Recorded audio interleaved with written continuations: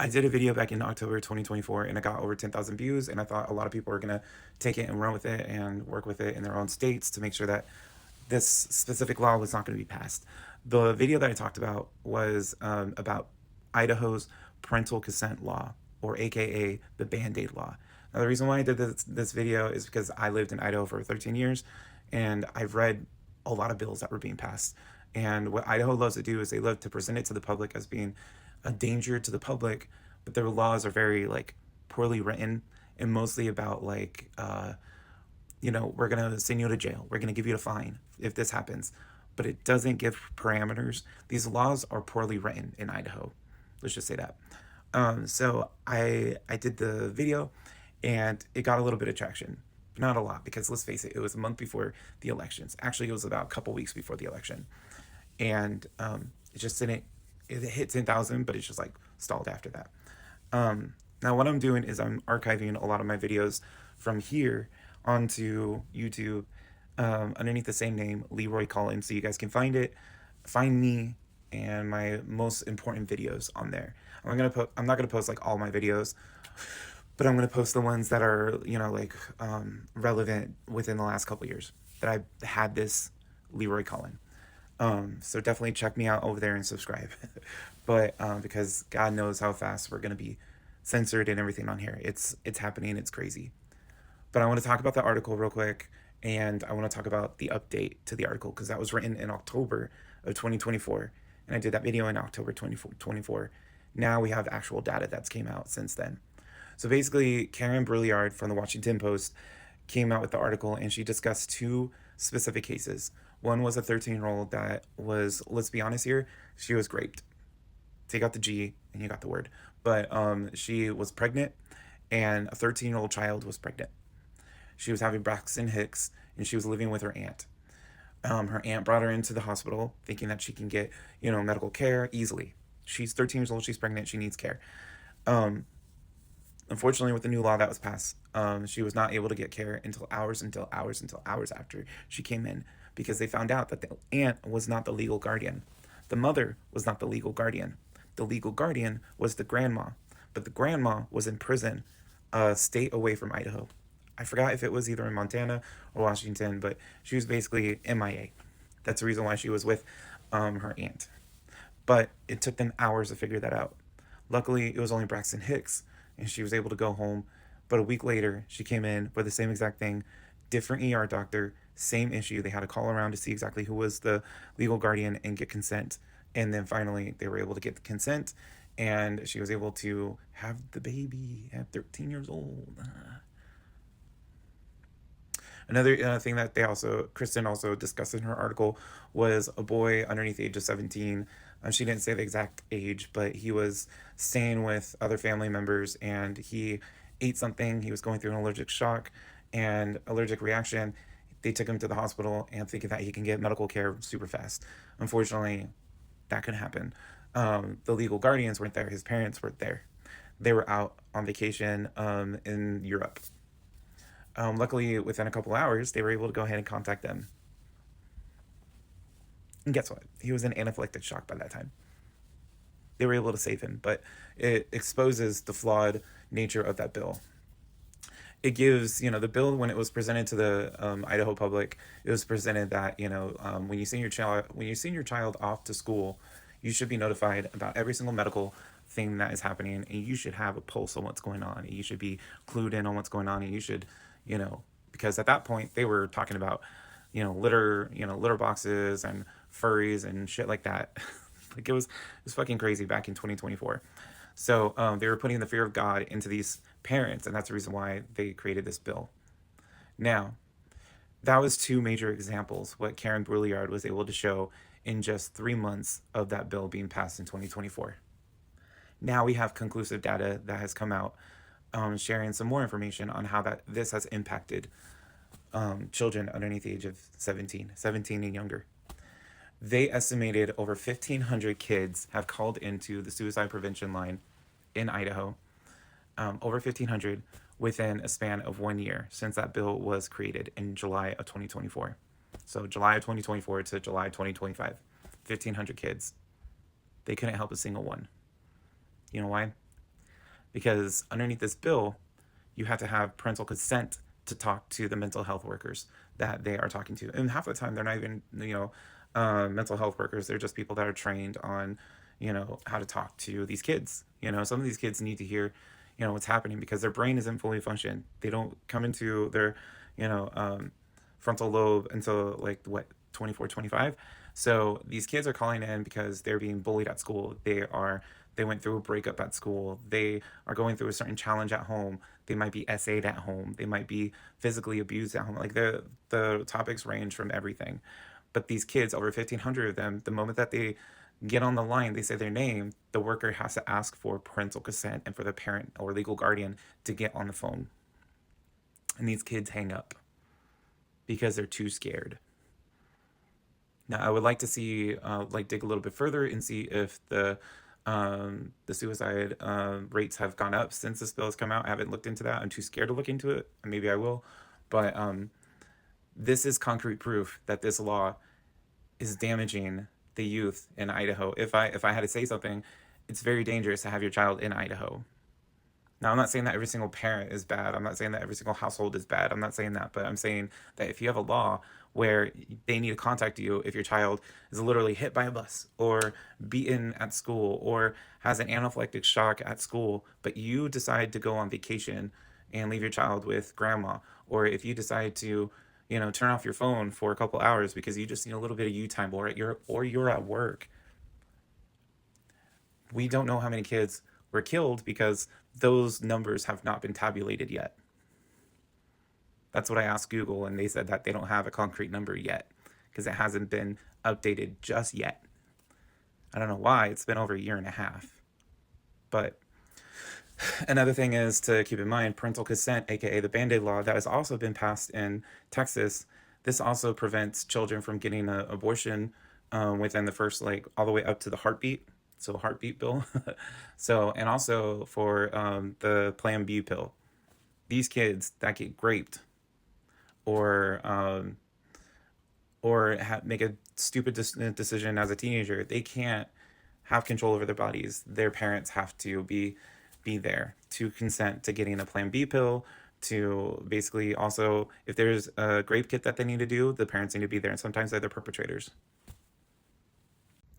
Hi, so if you haven't really noticed, I am transferring a lot of my stuff from TikTok over to YouTube, and don't get me wrong, I'm going to probably start doing stuff that is more tailored towards YouTube and maybe cross-reference it to TikTok, but I have quite a few videos within the last almost 2 years that I will be transferring from TikTok over to here. Now, I wanted to add this one thing because I had talked about basically the update to the bill that was passed in July of 2024. It's an atrocious bill. It is nicknamed the Band-Aid bill, but it's also called the parental consent. Now, I looked into the bill again, and it's still as horrible as what I remembered. Now, I did get a few things wrong within the update. I just want to correct it real quick. So the one about the pregnancy, she was 13 years old, not 12, but she was 13 years old, and at 6 months, that's when she went in, and she probably had like Braxton Hicks, and basically that was like the whole entire issue. Now, she was able to, have the baby at full term. So it wasn't like the next week. I said it was the next week, but actually it was about, 2 to 3 months later, full term. So there was no issues, but at the same time, when she went to go do the, give labor, unfortunately, she did have to go through that process of basically, finding out who the legal guardian is, because at that time, it wasn't the same ER doctor, the same team at the front, all that kind of good stuff. So they had to go through the same stuff. So unfortunately, it still sucked for her. But other than that, everything else was pretty much correct. Now I want to go over the statistic that I have links that I have in the video. I want everybody to go ahead and look at the link and read the articles there. Now, basically, they came out with a statistic that 1,500 kids called in a course of 1 year for suicide prevention. Now, usually before this law, you can go ahead and call them up, and you don't have to give parental consent. They will be able to talk you down out of anything that you were thinking about. If they felt like there was any harm, they will go ahead and contact local police department, and they will do a wellness check on you. Unfortunately, with that law being passed, 1,500 kids call in, about approximately 1,500 kids. Out of that 1,500 kids, the number that I keep seeing is about 899 or 898. Those two numbers, whether it's 898 or 899. Unfortunately, those was the amount of people, kids out of that 1,500 that immediately hung up the phone after they were asked to give parental consent. I don't blame them. If I was 16 years old and I was calling in because I was having doubt about living on this planet, because I was afraid of parents. I'm not saying my parents are like this, but like if I had horrible parents that would harm me if I came out to them, or if something else happened, I would not want to ask my parents to get on the phone. It's just it defeats the purpose. So out of that 1,500, over 900 kids basically decided to hang up the phone, and that is a large amount.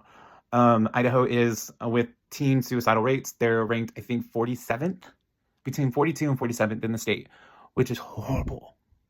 With like where they are, that means that out of 100,000 kids, there is a large proportion of that 100,000 that are taking their lives.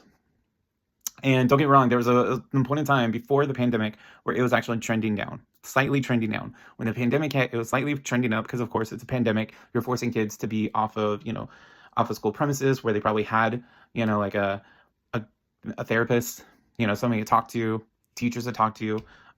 So you're forcing them to be inside the home. So it spiked right back up. But it was trending down just slightly. And then 2024 happened. And then it went right back up. I see when you Google that, the trends, and you want to figure out why it's trending like that, Google will tell you, oh, it's because of they don't have a lack, they have a lack of mental health for kids. Of course they don't. Because who wants to work in the state of Idaho where every single thing you have to have parental consent? That doesn't make sense. So if you are a therapist and you're working with a child, you have to have the child, parent either in the room, or they have to give consent for them to be there. Whereas before, the kid can just go in and have a therapy session, or they can go in and get contraception, or they can go in and get some form of healthcare, any form of healthcare. Now, everything is scrutinized. Now, there is one provision within the law that says that the doctors can intervene if it's at the life of the kid, or there is bodily, harm that can majorly change the outcome of the rest of their life.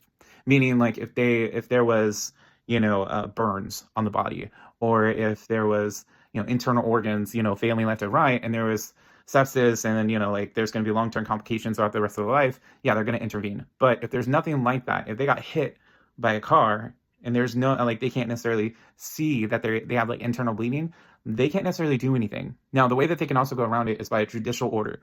Now, that probably takes a little bit of time because unless they have a lawyer right then and present, let's say if it happens like at 12, 1, 2, 3 o'clock at night, they would have to go ahead and contact the lawyer that will contact the judge, and you're not guaranteed to have a judge at like between 12 and like 5 o'clock at night. So, I mean, there is provisions in there, but the provisions suck.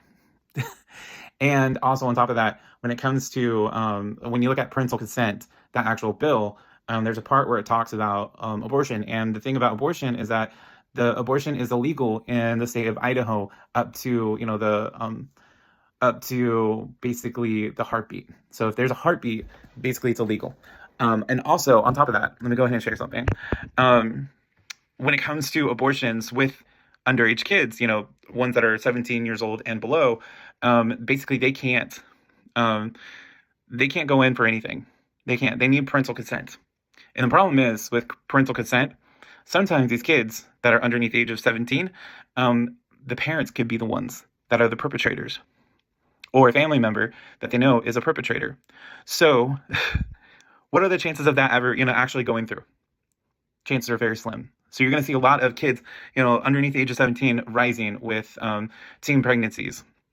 Also, on top of that, you're looking at, a kid that probably got SA'd or physically PA, I guess that would be another way. I'm trying to be very like keyword friendly for TikTok and also for YouTube. But basically, there could be a situation where you have to go in and you have to tell a police officer, hey, this is what happened to me. I want to report it.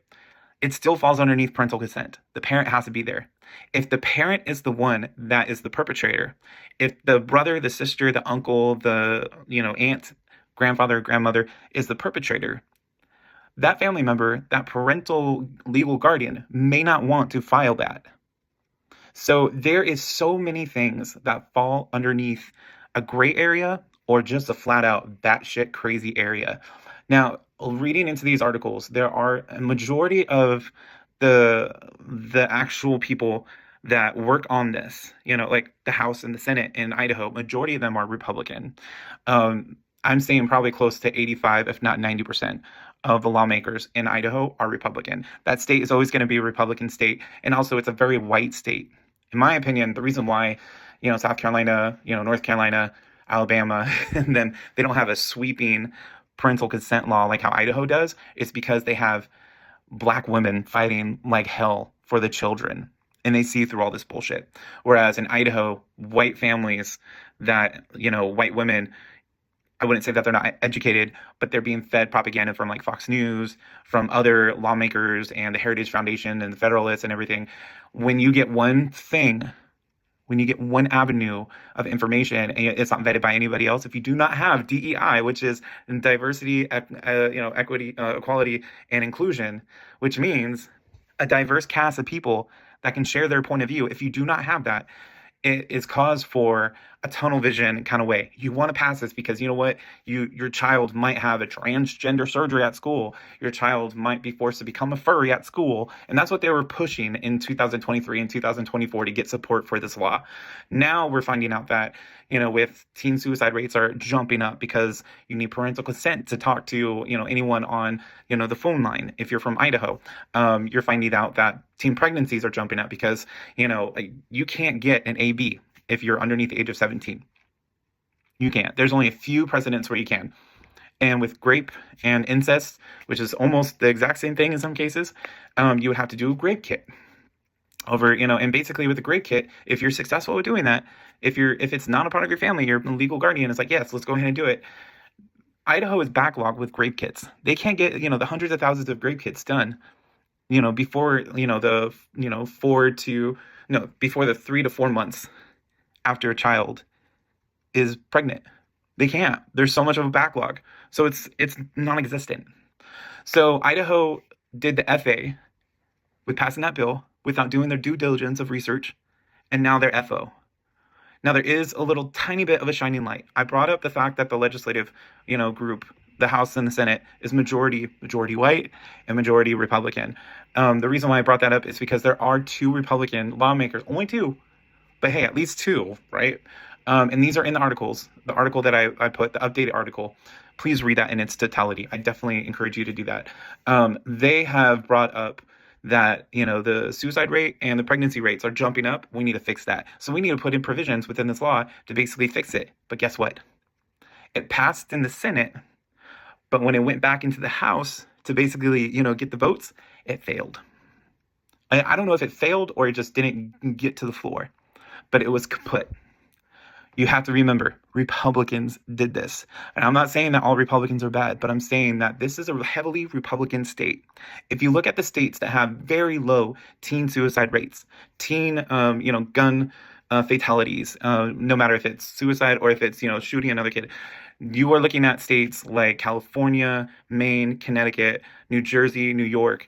You're looking at majority Democratic states. And I'm not saying Democrats are perfect. I'm not saying that Democratic states are perfect. But what I'm saying is that Democratic states, or at least even purple states, they tend to work with each other. Republicans and Democrats, they work together. They argue about these bills. They analyze these bills. And if it doesn't work for the people, they don't bring it to the floor. They don't pass fear-mongering bills like the parental consent bill. And also on top of that, you're looking at blue states that generally have better mental health programs for kids. You're also looking at better gun safety laws as well. You're looking at better access to healthcare and a least amount of abortion restrictions over at these states. So when we're looking at this bill, almost 2 years after the fact, we're finding out that this bill is, one, atrocious, but also it's a very dangerous thing for kids, and only 2 Republican legislators in Idaho actually fought to get at least an amendment changed within the bill. But the Republicans said no. So this is why every single state has to think, parental consent, okay, I want that. But look at Idaho. Look at the statistics. Things are failing in Idaho, and I get it. Idaho is like off there. It's in the Pacific Northwest. It's not even in the Pacific Northwest. It's like 200, 300 miles, inwards. But I get it. It is in the Pacific Northwest. People don't realize it at all. There's also other things that are really bad about Idaho. But we have to remember, we have to keep our eyes on Idaho, because if we don't, how are the kids going to survive? Right now, we don't have an official death total from this being passed. But if we look at the deaths from childhood pregnancies, if we look at the deaths from childhood suicide rates, if we look at the deaths from also just kids in general not getting the proper health care, we could probably link it back to this from July of 2024 when this law was passed. And cause and correlation sometimes connect. And I don't know, what I would leave you guys is with this. If you ever hear your local lawmakers within your state talk about parental consent or parental rights, analyze the shit out of it. Because if you don't, who else is going to fight for the kids? Remember to subscribe, comment, and like. And some of these videos might be really grainy. Some of these videos might be where the sound might be off, and I apologize. Sometimes I do videos for TikTok for the last 2 years where I put my thumb on the speaker, a microphone, and I apologize. But definitely subscribe, because there's going to be good stuff coming out, and I will be posting more updated information on here that's strictly for YouTube and not just for TikTok. So you guys have a great rest of your day.